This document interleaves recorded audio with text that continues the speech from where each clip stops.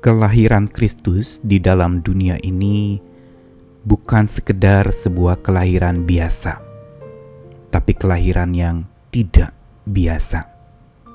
Dan di dalamnya mengandung begitu banyak keajaiban demi keajaiban.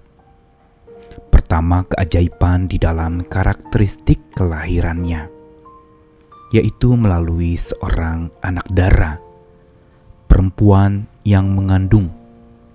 Dan kelahiran ini oleh Roh Kudus, bukan karena persetubuhan antar manusia.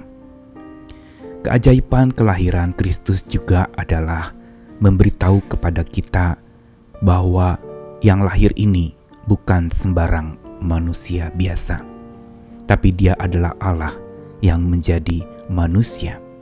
Inilah keajaiban yang kedua. Yesus datang ke dalam dunia ini sebagai wujud Allah yang jadi manusia. Sungguh ajaib, Allah yang tidak terbatas rela membatasi dirinya menjadi manusia yang terbatas. Dan di dalam hidupnya sebagai manusia pun, dia melakukan karya-karya yang tidak terbatas untuk menyelamatkan dosa manusia. Lalu kemudian yang ketiga keajaiban pada saat peristiwa Natal yang pertama itu adalah keajaiban di mana kelahiran Kristus itu justru terjadi di sebuah tempat yang jauh dari publikasi, jauh dari keramaian, dalam ketenangan dan ketentraman, sunyi sepi, tanpa ada orang yang mengetahuinya. Dan ajaibnya, justru berita itu tersebar luas oleh karya Allah yang mengabarkannya kepada para gembala lewat malaikat dan lewat bintang yang bercahaya.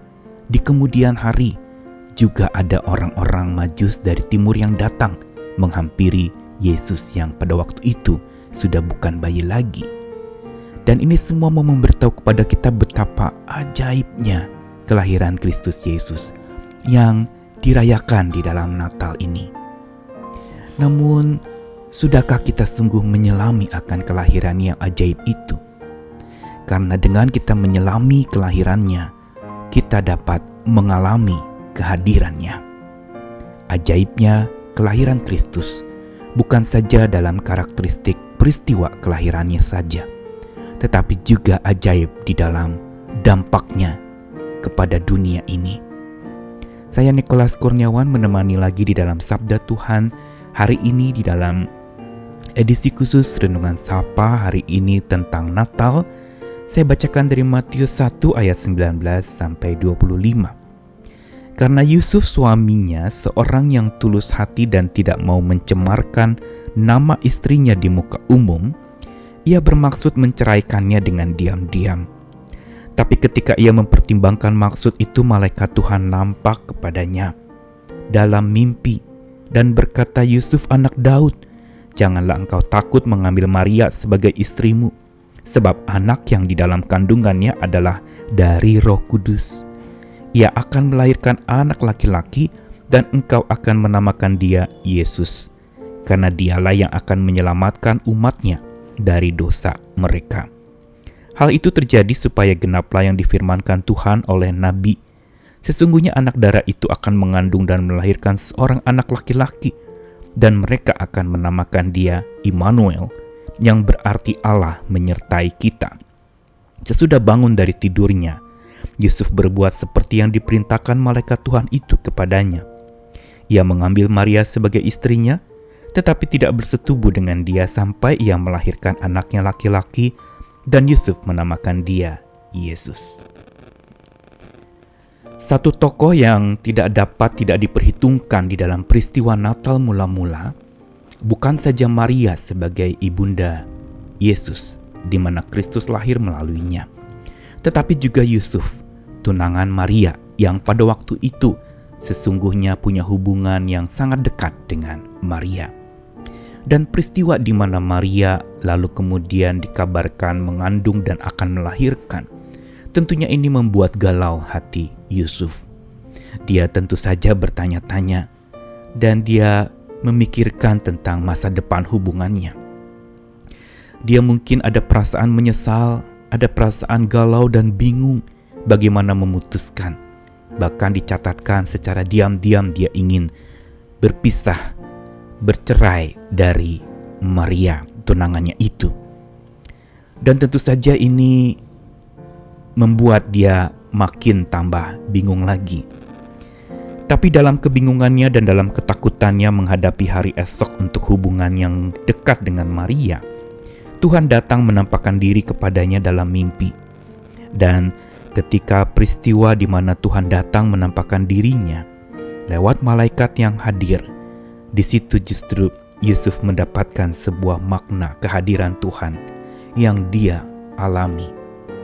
Dia menyelami kelahiran Sang Kristus itu lewat pernyataan dari malaikat yang memberitahukannya bahwa anak yang dikandung Maria itu bukan sembarang anak, tapi oleh Roh Kudus dia lahir. Dan dinamakan Immanuel, Allah beserta dengan kita. Dia disebut juga Yesus karena dialah penyelamat umat dari dosa mereka yang begitu berat. Dan ketika Yusuf menyelami akan kelahiran yang akan dihadapi oleh tunangannya itu, disitulah dia mengalami kehadiran Tuhan. Perhatikan bagaimana di dalam bacaan tadi setelah mimpi itu berlalu dan Yusuf terbangun, dia tidak bertanya, dia bahkan tidak meragukan apa yang dia alami dalam mimpi itu. Tetapi segera sesudah bangun dari tidurnya, Yusuf berbuat seperti yang diperintahkan malaikat Tuhan itu, untuk dia tidak berpisah dengan Maria dan tetap menjadikan Maria sebagai istrinya. Dan yang menarik dari kisah ini adalah bahwa pengalaman perjumpaan dengan Tuhan di dalam peristiwa Yusuf dihampiri malaikat Tuhan mengajarkan kepada kita bahwa dengan kita menyelami kelahirannya yang tidak biasa itu, yang penuh dengan keajaiban, justru kita akan mengalami dan memahami akan hadirnya Tuhan yang luar biasa itu. Dia justru karena luar biasa, lahirnya pun tidak biasa. Apa keajaiban dampak dari kelahiran Kristus bagi dunia dan juga bagi setiap kita secara pribadi?